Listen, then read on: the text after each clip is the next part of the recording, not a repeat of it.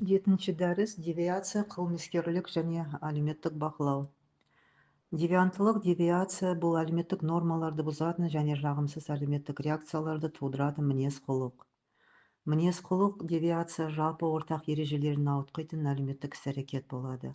Осы ережелерді бұзатын адамдар мен әлеуметтік топтардың қылықтары. Әлеуметтануда келесі теориялар девианттылықты қалай түсіндіреді. Жалпы аттану теориясы. Девиантты деп белгілеген адам нәтижесінде ауытқушылық жасау ықтималдығы жоғары болады, деп болжайды. Тартыну теориясы әлеуметтануда индивидтердің өз мінез-құлықтарын әлеуметтік ортамен өзара әрекеттесу процесінде қалыптастыратынын, олар өз әрекеттерін алған марапаттар мен жазаларына байланысты бағыттайтын түсіндіретін теория. Дифференциалды ассоциация теориясы бұл адамның айналасындағы арқылы қылмыстық көзқарас пен мінез-құлықтарды үйренеді. Жеке адамдар қылмыскерлермен араласу арқылы қылмыскер болуды үйренеді деп болжанады. Девиацияның көптеген түрлері өте зиянды болуы мүмкін.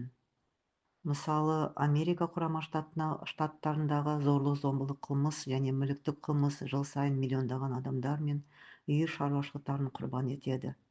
Эмиль Дюргейм девианттылықты 10 әлеуметтік өзгерістерге алып келуі мүмкін деп жазған. Көптеген оңтүстік тұрғындары азаматтық құқықтар қозғалыс кезінде Мартин Лютер Кингке қатысты қатты жағымсыз сезімде болды. Бірақ қазір тарих оның алдындағы мен құрбандығы үшін құрметтейді. Девиацияға тосқауыл болатын әрқашанда қоғамның механизмі бұл әлеуметтік бақылау. Әлеуметтік бақылау қоғамның нормаларды бұзатын мінез-құлықтың алдын алу және санкциялау тырысатын тәсілдерді білдіреді. Әлеуметтік бақылау ресми емес және өз-өзін бақылау түрлері. Девиацияның жалпы аясында конформизм қоғамда орын алады. Ұқсас, сәйкес деген мағынада топтық қысыммен қадағаланып отыратын жүріс-тұрыс. Топ өзіне айқын көрінетін жүріс-тұрыс нормалары арқылы топ мүшелерінің кірігуін сақтап қалу мақсатында жеке адамды сол нормалардан таймауға мәжбүрлейді. Аномия. Әлеуметтануда қоғамдағы нормалардың ережелердің бұзылуы не болмау салдарынан туындайтын күй.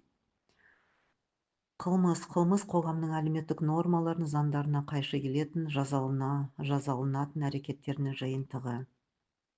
Девианттылық пен қылмыстың социологиялық түсініктемелерінен қылмысты азайтудың бірнеше түсінігін алуға болады. Мысалы, әлеуметтік экология тәсілі қылмыстың жоғары деңгейін тудыратын қалалық аудандардың әлеуметтік және физикалық ерекшеліктеріне көп көңіл бөлуді ұсынады.